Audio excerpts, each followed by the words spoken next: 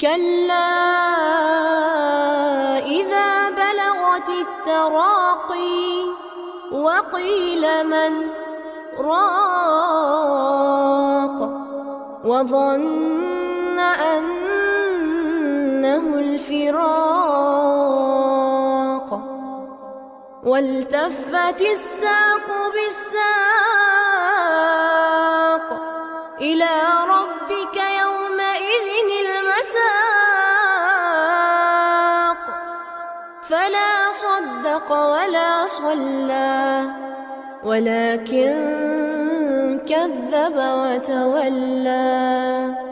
ثم